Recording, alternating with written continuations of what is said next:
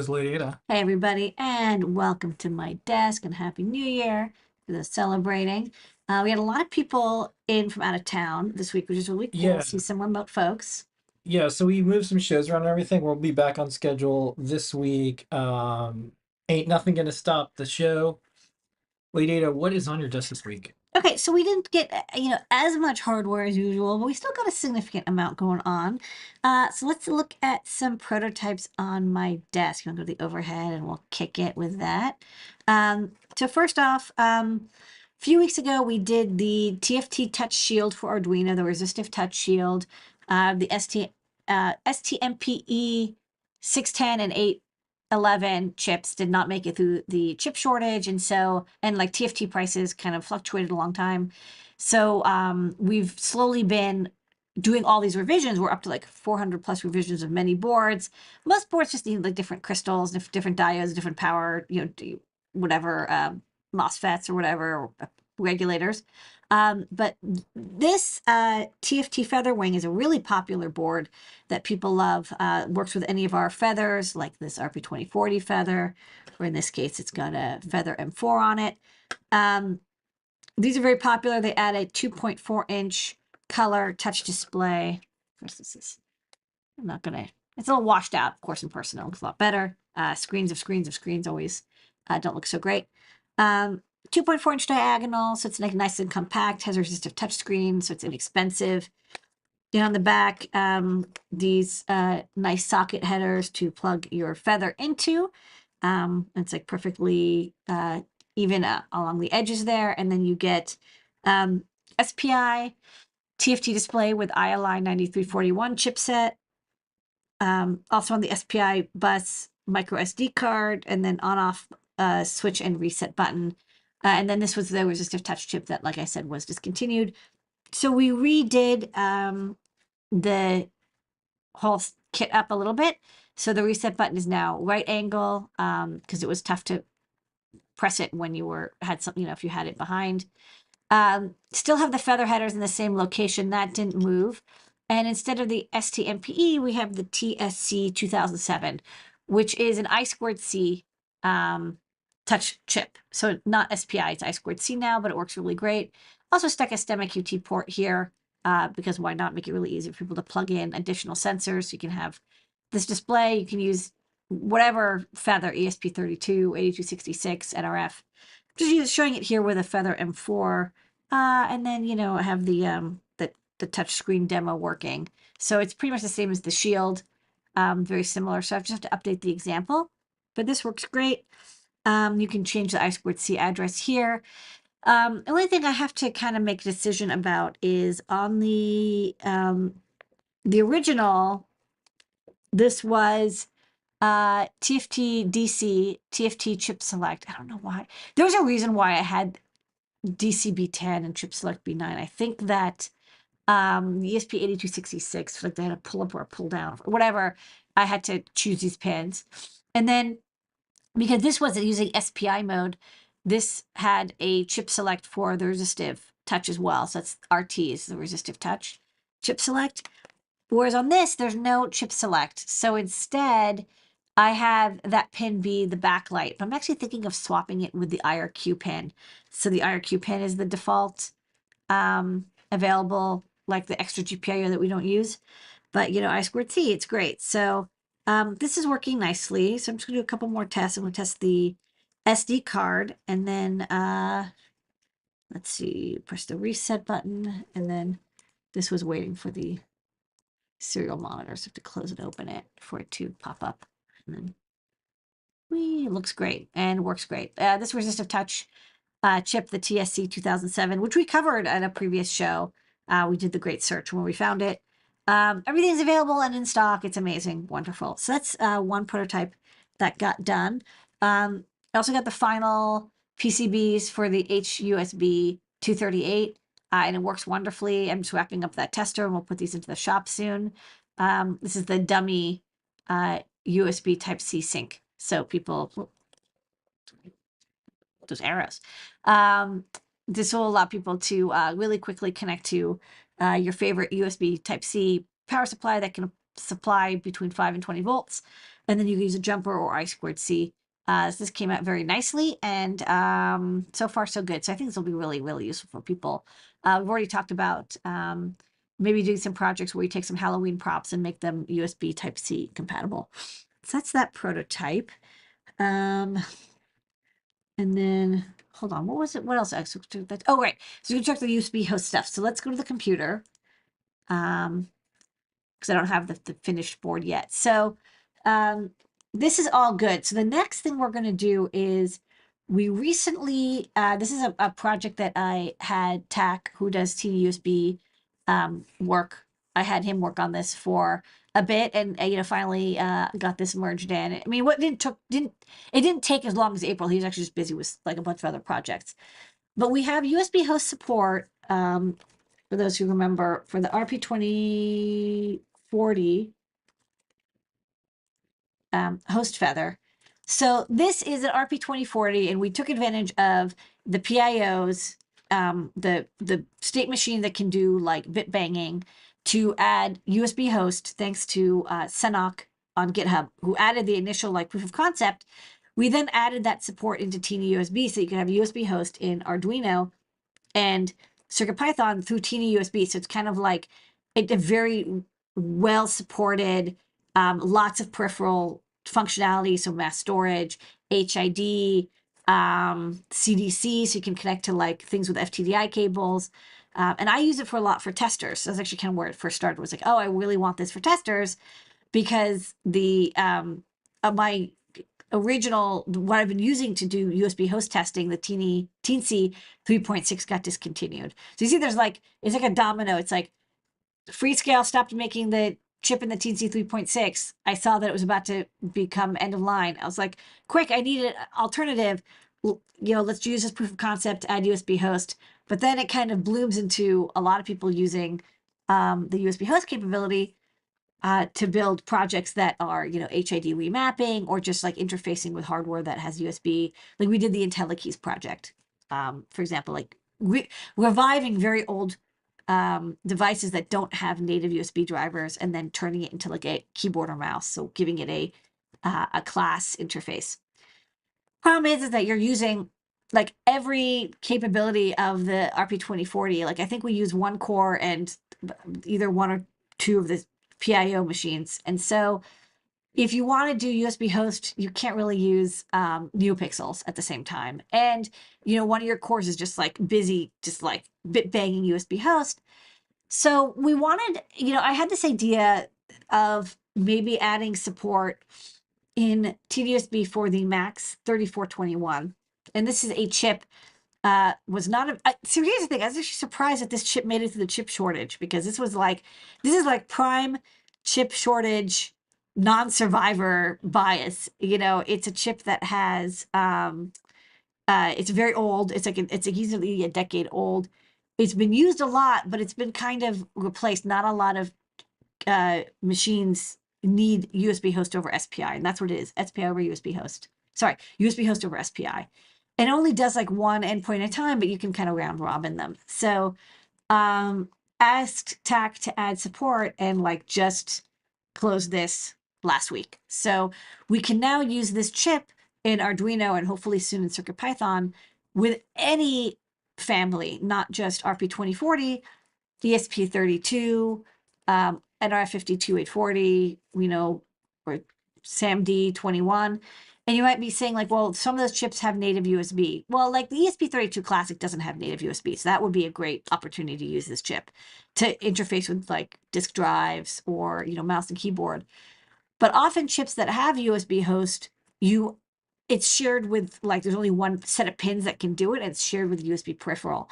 And so if you wanted to use USB host, you would have to give up your main USB connection. And I find that kind of untenable. I feel like if you're going to do USB host, it has to be a secondary port, so you don't use your debugging, uploading. Because you want to like unplug, replug. I know that SAMD21 has USB host support, but it's like a total pain in the ass to use. So I designed a feather wing. Let's hide this side so we can see more. And this has the MAX3421 in QFN format.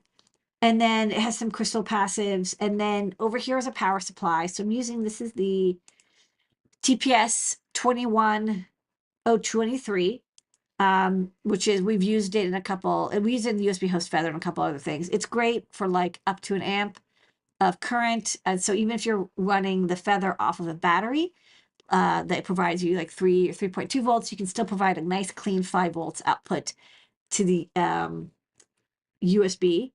And then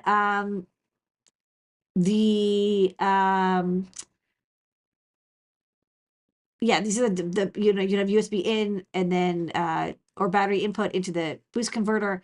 The enable pin I tied to one of the GPIO on the Max 34. So the Max 34 has all these GPIO, although, you know, now that I'm thinking of it, I should probably have that on a normal chip GPIO, because when you're using this chip with TinyUSB, you may not have easy access to get it to like do the GPIO part. So I'll probably pull this off. It has, you know, this, yeah, I guess they had just a lot of pins left over. They're like, oh, you could do like pin control and stuff with the Max 34.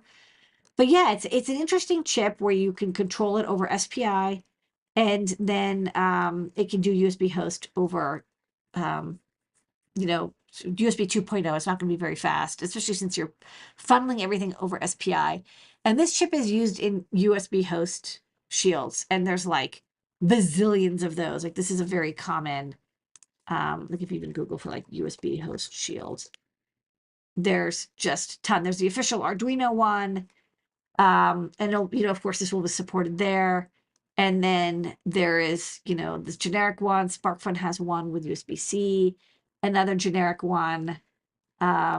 This was originally, the shield is supported by this repo, USB host shield. But as you can see, there's like 218 issues. They had to have support for like every single device that you could use it with. And I think this Featherwing will work with this, but I'm focusing on like, let's make sure it works with the USB Teeny interface, sorry, the implementation that we've got. And, you know, I don't kind of want to have it be a separate way of using it than this library, which is, you know, it's 10 years old.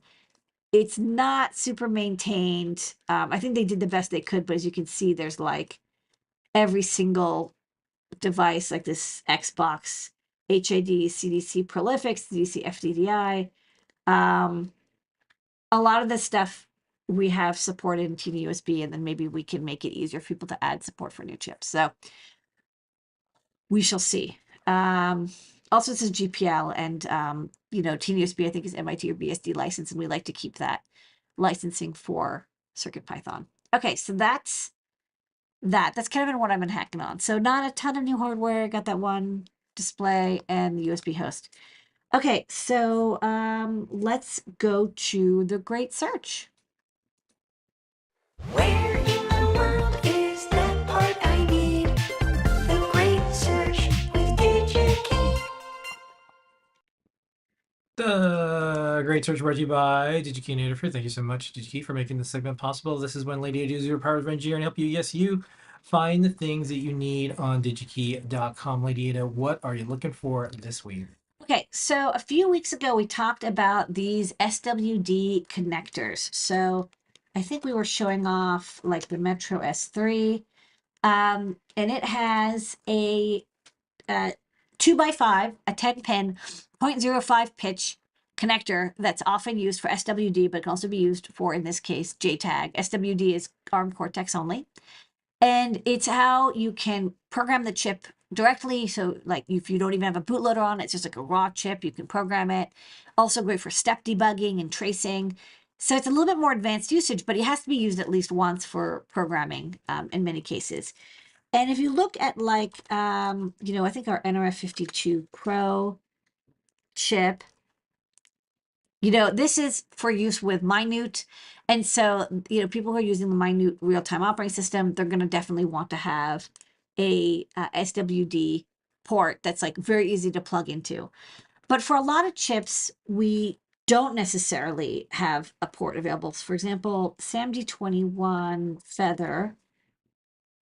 So let's look at like our Feather M0, Cortex chip, and you have to program it with the SWD. But to do that, what we use is a pogo jig. So on the bottom here, you can see the zoom in SWDIO and SW clock. And I totally sympathize. People are like, hey, I want to do step debugging with this feather, and it's like I have to solder to these pads. Yeah, because it wasn't really designed for use with debugging. It was designed for programming it in the factory. I load a bootloader on it, and then you never need a SWD programming again. Like I said, some people want access to it because they want to do low-level development. But it's a trade-off because sometimes you you don't want the bulk of having sorry, let's figure out which feather. Can't remember the part number. Feather RP20. Here you go. Sometimes you don't want the bulk of having the connector on there. It also costs more money. It's just another failure point. Especially if, again, you don't use that. Like, I don't even need SWD to program the RP2040. It has a ROM bootloader built in. So I leave this spot blank, and I think on a previous great search I showed, you can buy through-hole or surface mount SWD connectors and plug them in. But a lot of people are just like, that's really annoying. Let's come up with a new standard or a new way of connecting that's press fit, that you can pop it in and then remove it when you're done programming, because with this you do have to solder in the connector. This is not these holes are just orientation for the connector. They're not like a press fit. So a lot of people use this system called Tag Connect, and it's a license-free footprint that you can put down on your board, and you can see there's these 4 large holes and then these 3 smaller holes, and you can often get away with just the 3 smaller holes if you need to reduce the amount of space, although then it won't lock in place. It's just for press to program. So these 3 holes are orientation holes, and these 4 large holes are snap in. And then these are the 10 contacts that you would use for JTAG or SWD or actually ICSP or whatever uploading system. And then you would get a cable, and the cable has these pogo pins, the 3 orientations pads, so you don't post, so you don't put it backwards. And then you can see these are little clip lock pieces that kind of hold it in place. So I personally, I don't use Tag Connect just because I don't know. I have a Tag Connect adapter cable here in my bag of debugging ports, because I do see a lot of boards that have Tag Connect on them. I personally just go with a 2x5 connector, or I just solder in pads. But if you are interested in using Tag Connect, it's very common. And there's definitely ready to go footprints for Altium and OrCAD, Eagle, KiCad, whatever. And it's available in a couple different configurations. So most common is your standard 10-pin SWD. And what's nice is even here, they give you a cable that goes into the standard J-Link or, MCU link, or STM link, whatever. Everybody's got their own brand of programmer, like SimSysTap compatible. This will work there, and then it's $40. It's an investment, but you can use it multiple times. Also, this is very often used in manufacturing lines. You want to program separately without using a nails pogo pin. There's also it comes in different setups as well, not just 10-pin, but 6-pin, which could be used if you wanted less space. You can still get power, ground, reset, SWD clock, SWD IO, and then one more pin for whatever. Or if you're using this with AVRs or microchips, power, ground, clock, data in, data out, reset. So, you can use 5, 6-pin, 10-pin. This gives you to 0.1 inch connectors. They also looks like they have little accessories that can be used with Tag Connect as well. But basically this company Tag Connect, which is they're not an official ARM standard. It's like a separate company, but a lot of people who do ARM development use it. And then this is I think a mechanical holder that holds stuff in place, maybe on the other side. Okay, so this is Tag Connect. Again, I haven't used it, but it's very, very popular. I think if you're doing any kind of development or reverse engineering, I would pick up one of these anyways. Like, again, I have one just because I see so many boards that have Tag Connect that when I do need to program them or debug them, you could just plug in. A lot of dev boards also use Tag Connect because, again, it's slim, it's small, and doesn't cost anything to add the footprint. I also saw this cool tweet from Arturo and Abhinav 937. And look, it's not that you can't use Tag Connect, it's wonderful, but it is $40. And maybe you're like, look, I don't want to have, if I'm giving away the programming cable, or I need like 10 programming cables for my manufacturing line, maybe you don't want to spend $40 a piece.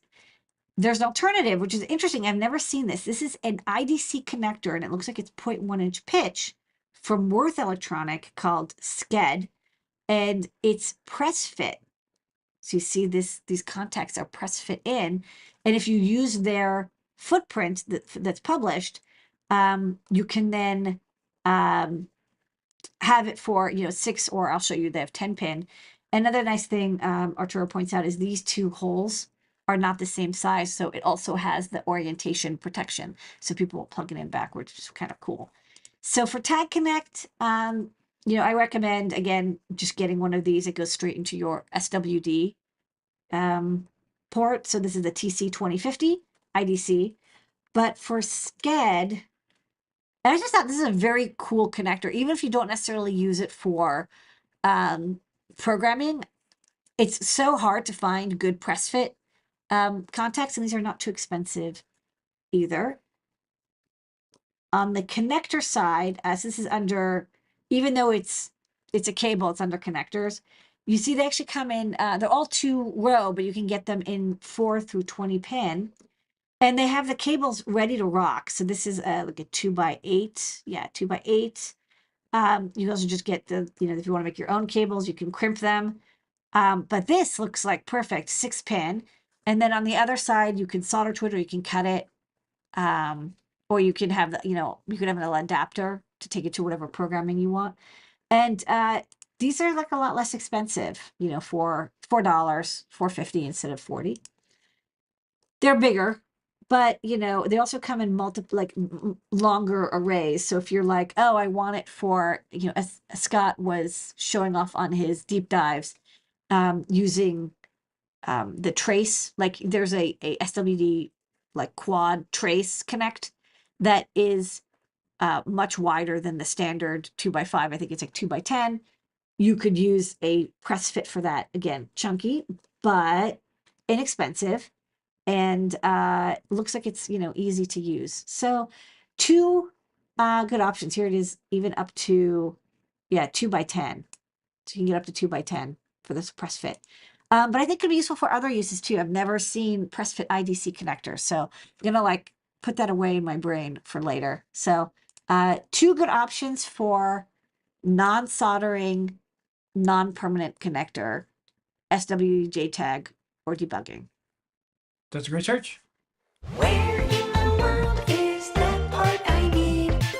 The great search with DigiKey. All right, that's Desk of Ladyada. Almost 30 minutes on the market. We try to keep these around 25 minutes. Sometimes they're 2 hours. Sometimes they're 1 hour. Sometimes they're 30 minutes, and that's where we ended up. Oh, I had one more quick, just super, super quick. I mean, because I was trying to get to everything. So I did do one more. Go to your computer? Yeah, go to my computer. I forgot. Hi. I was like, there was something else. So one other thing I did is, and I posted the code up so folks can look at it later, is I wrote another library using ChatGPT. We have this great debouncing library for CircuitPython, and it's wonderful. It just handles the annoying, it, is just pressed, just released. You don't want to check the state. And what if it's inverted? You want to handle inversion back and forth, and GPIO expanders too.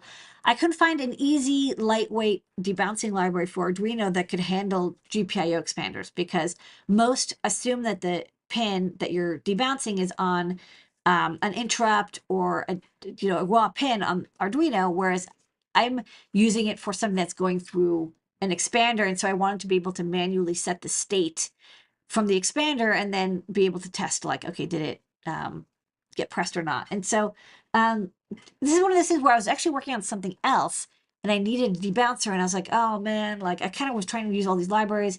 None of them quite did exactly what I needed. I was like, oh, I don't want to, like, I was like starting to get veering off of my project, which was trying to, get this camera stuff working. And I was like, oh, I have to write a debouncing library. And I was like, oh man, I'm just going to lose like 2 hours. But then I remembered I could use ChatGPT to write it. And I correctly posted the share link, Mr. Ladyada. I messed up twice. I didn't share it.